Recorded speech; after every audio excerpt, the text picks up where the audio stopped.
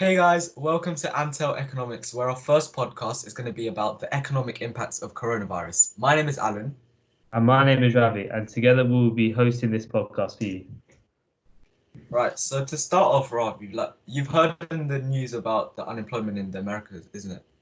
Yeah, so obviously unemployment in America is really bad at the moment, and I think recently latest stats have shown that over 33 million people have actually filed for jobless benefits, which is going to be a major economic problem over there.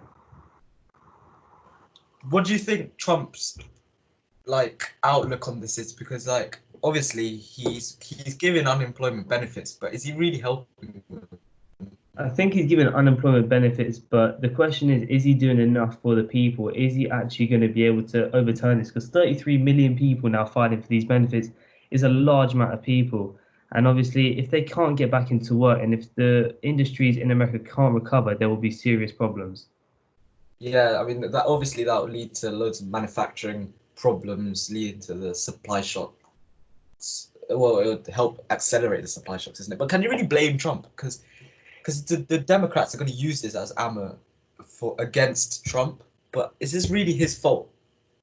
Well, in part, it's not really his fault. Obviously, you can't actually prevent a virus from coming over and obviously wiping away the whole industry and forcing a mass lockdown. But then again, maybe there are a few things better that he could have done. But obviously, I think sometimes some of his responses just aren't really up to scratch with what is needed in the American economy. Suggestions that we should inject antibacterial into ourselves is just not going to help the process and just makes people believe that he's a bit deluded at times. Yeah, I get that. Yeah, the antibacterial thing wasn't a smart move, to be honest. No, I think he was definitely clutching at thin air there. But there is a trade-off between how much he can help the unemployed and how much he has to actually save for future economies. Like you can't obviously nowadays Keynesian economics spend and don't worry about it. But you can't really do that, can you? No, I think that it's a good policy in some scenarios, but in this scenario, I don't know if that would actually be the right way about it because eventually, the younger generations will have to pay that off somehow. It will come back with taxes, higher taxes will come into play, and it will just decrease quality of life as well eventually, and it will slow down GDP in the long run, no matter what. You can't prevent this, I don't think. Yeah, fair enough. And the unemployment, obviously, that means we've seen it all around the world with China as well. Like the lockdown, their manufacturing industry just took a tank, isn't it? Yeah, no, China's obviously been massively affected, and that's obviously affected Apple as well. Obviously, the American outfit, that because the iPhone supply has been affected. So whether we see a release of the new iPhone in September and how they're going to actually do that is another question. And also, do we rely on connectivity and technology too much with the likes of Apple and stuff? Because obviously, whilst we have this lockdown, everyone is trying to connect with other people, and obviously, it's putting large strains on the technology in the economy. Yeah, you're right. You're right. It's I also think during this pandemic, countries are becoming aware on their reliance, as you said, on technology, but also on other countries and their exports. And I think, once we realize that China is such a heavy exporter, countries are gonna try and become more nationalized, don't you think? Yeah, no, definitely. I think many countries, especially advanced countries, they do rely on the lower countries to provide a lot of their goods because of globalization that's occurred, and a lot of these large industries moving manufacturing to these smaller companies to exploit the cheaper labor and to increase their profits. And now, obviously, all their goods are abroad. It's not really the ideal situation. Yeah, not even abroad, even if they move to more diverse locations, it's just the reliance on China I has to think go down. it's too heavy. Yeah, definitely it's too heavy. And also, And yeah, go yeah, on. go on. Yeah, I think there's been a bit of a build up as well in terms of actually being able to stop these goods that come from China because in the UK, I think they're sort of run out of storage space because this lockdown obviously occurred in March for the UK, but obviously there's still goods being shipped across from China in seas on the sea that haven't actually arrived till a month or two later since they've been deported. And now they're running out of space of where they can put these goods. So I think that's also Yeah, a large issue facing countries such as the UK. yeah. Do you really think that could contribute to like deflationary pressure as well? All of this excess supply of goods. It could contribute to deflationary pressure, but also it's going to run a lot of businesses dry because they can't sell these goods. They can't move the goods, obviously, if they can't be open. So, Yeah, yeah, uh, that's right. Yeah, like I was reading about China and like the Western companies, and like there's going to be a trade-off between like the profit maximization that the companies get from China and like all of the long-term risk. Because if this happens again, obviously the companies have to be prepared for a better position. So it yeah, could mean less reliance on China, which I think globally would be a very good thing. definitely, I think so. I think it will be a massive learning experience for many countries and many businesses that maybe they shouldn't just rely on China. Maybe they should get a few more localized areas that they can get goods from, and so therefore it'll be a bit easier for them in the long run if anything like this happens again. Because we've seen the major effects of a first wave, but we never know, there may be a second wave on the rise. Yeah, yeah, no, that's right. A second wave will most definitely cause like a debt crisis as well, isn't it? Yeah, Because countries are just spending, spending, spending, and like if another pandemic hits, another wave, then it's not going to be good. not at Do you, all. do you reckon we're going to see lots of inflation? Obviously, not because of the demand. Obviously, demand is going down, but equally the supply shocks caused by this pandemic means that there's going to be less goods circulating in the economy. Do you think that there's going to be inflation? Because I feel like the effects of the supply is much greater than the effect of the demand. Yeah, well, I think currently there will be deflation on many of the items, obviously, but I think in the long run there will definitely be quite high inflationary pressures. Obviously, consumer confidence is rising, the wealth effect is really coming into play because people aren't actually spending any of their domestic income. So it's all really just piling up in their bank account. So when these lockdowns are lifted, is it going to cause a massive surge of spending and increase inflationary pressures? Probably so, but then again, how much can people spend is the question. Yeah, yeah, no, definitely, I agree with that. Like, I think inflation is definitely going to be an issue for the government because, like, previous economic shocks, they're all financial. They're not caused by a factor that doesn't affect the spending power of a consumer. Like the financial crash, they all cause the spender not to be able to spend. But the coronavirus, like even though people are losing jobs, their disposable income isn't changing, as you said. So like it's going to be very, in my opinion, it's going to be very easy for consumption to get back to its original place once Yeah, lockdown and the virus is gone, compared to like financial crisis where consumption was like very low for like a few years. yeah, definitely. I think the UK's implementation of the furlough employment was quite good in maintaining these disposable incomes, obviously, because that meant that people could claim up to £2,500, every single month, which obviously kept people ticking over and kept people happy, even though they are in lockdown. So I think that was quite a good move by the UK government, actually. I have to say, Rishi Sunak did make a good decision there. Yeah, yeah, no. I think the job furlough scheme was kind of inevitable, wasn't it? If the Yeah. government was locking down people. I guess like locking down people also meant that no one could go outside, you know. The tourism industry is like a prime example of that, isn't it? Yeah, well, the tourism industry is really going to be massively affected. Countries which heavily depend on tourism, sorry, especially in places like South America and Asia, like Thailand, is just going to be massively affected because Thailand is so close to China, and if they can't get tourism, their GDP is just going to shrink completely. Yeah, it's just like the effect on local businesses as well in those countries that Yeah. thrive on this tourism. It's just going to be very, very bad for them, isn't it? Yeah, especially the local villages as well, where they make handmade goods and stuff, and they're just trying to sell these to, as sort of trinkets to the people who come to visit the countries as memorabilia. They're not going to get any sales this year. That's all wiped out because right now there is no travel. There's travel ban pretty much all over the world, which is Yeah. incredible. And most of these businesses aren't registered, like they're homemade goods that are being sold, so I don't think they'll be applicable for like a business Yeah, relieving scheme.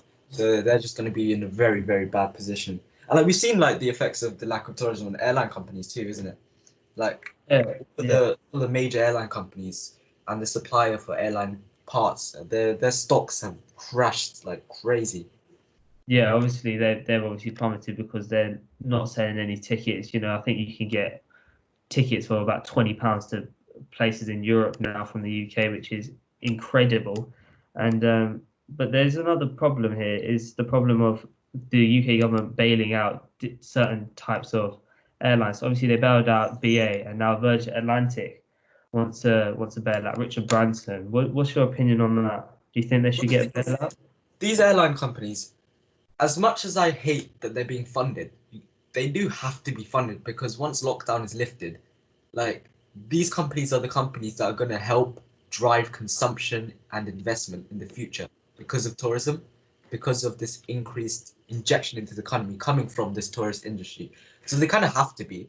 But do I think they deserve it? No, because throughout the years, they've like these airline companies are notorious for spending, spending, spending. None of them are saving. They're all taking their profits and giving it to the investors, giving it to the executives. Yeah. That they're not saving for a rainy day because I'm pretty sure they know that if a rainy day comes, that the governments do have no choice but to bail it out. But it's like it's bad because most of these airline companies they're not British based. So all of these investments, all of these help that the UK government is giving, it's essentially leaking out the UK economy. No, And yeah, so I agree with think you on that point. Yeah, it's a definitely. trade-off in how much we need it and how much they give us. Yeah.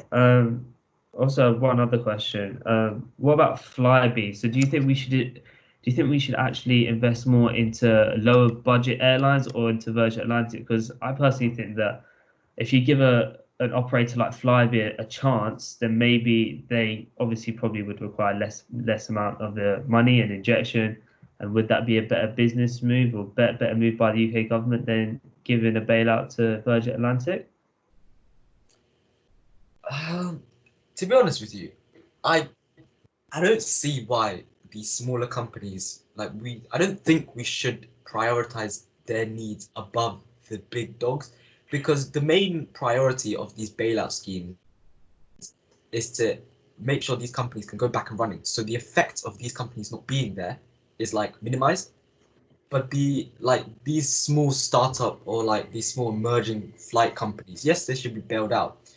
But the effects of those companies not being there is far less than the effects of, let's say, Virgin Media or British Airways not being there. So I think it's while yes, we do need to support them, we need to support the bigger airlines more, as much as it pains me to say so. Yeah, okay. Yeah, I agree with you there. Um, so obviously all airlines, all airplanes, they need one thing, don't they? They need oil. And we've seen a massive crash in oil prices. I think Brent crude has fallen by 30%, which is the largest drop since the Gulf War. And how badly do we think this is going to affect Saudi Arabia? Yeah, no, the like obviously oil is one of the most demanded goods in the world, and we're seeing the effects of this worldwide demand shock where lockdown has caused consumption to go down. And so yeah, the oil prices took a hit as a result. And these Middle Eastern countries whose primary income is on oil, obviously it's going to take a hit. But I feel like this hit is very it's going to rebound quite quickly when lockdowns are lifted and consumption of these goods and demand for these goods go up. It will rally back to a position where the Middle Eastern companies will be happy with for the time being. So it's like for now it's very shocking, but I think in the future, but definitely by the end of the year they should recover, in my opinion. Yeah, I think What about you? What do you think? The Saudi Arabians have already said that their 2030 economic diversion plan, which is obviously to help increase their tourism, is already going to be delayed. So it's already had a big impact on them already. And I think this will lead to a tighter oil market, which will lead to higher prices. And therefore, if they sell more oil, that will lead to the market share to grow, obviously. And I think we've seen the oil prices begin to rise slightly again. And I think I agree with you in saying that they will recover, but I think it's just a matter of time before they do recover. Do you think this could be a foot in the door for advocates of like green energy and like people who are saying that we should shift our reliance of energy sources, more onto like solar panels and wind farms. Do you think that this global pandemic, and especially we're seeing great pollution levels, they're like decreasing, and environmentally it's been good. So do you think this is a chance for the world as a whole to move towards these greener technologies? Yeah, I think it's definitely an opportunity. These greener companies definitely have had a very nice period window where oil prices have massively fallen, but it's given them a chance to actually promote their services, promote their goods, and therefore increase their sort of output, sorry, and their outreach towards other people. I think this lockdown's also been quite good. That actual coronavirus has been brilliant for climate change. Yeah, Obviously, many industries such as coal mining, oil mining, stuff like that has just dropped massively, and this is, I think, been quite beneficial for the world in general. yeah. I think it's going to be quite eye-opening as well for loads of people who like live in these beautiful areas that have recovered, and they've just revealed a lot more about the area and like how beautiful it actually is. And maybe it's like a call for arms for these environmentalist companies to kind of assert their need to be heard a bit Yeah. more. Yeah, I think many people take the world for granted. There's a lot that is amazing about it, and a lot of the days people are just ruining it by stupid human activities. Driving cars which use excessive amounts of fuel, when there are actually great alternatives out there. Which actually there are great incentives. The government is offering subsidies for buying green cars.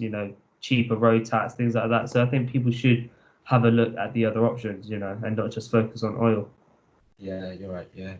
Um, on the back of oil prices dropping, we've seen the global share market dropping massively. I mean, the FTSE 100 and the S&P 500, they've all like taken hits, and the global index markets, like worldwide, have been performing really badly. So, like, what do you think this is going to be easy to recover from this whole pandemic situation based on share prices?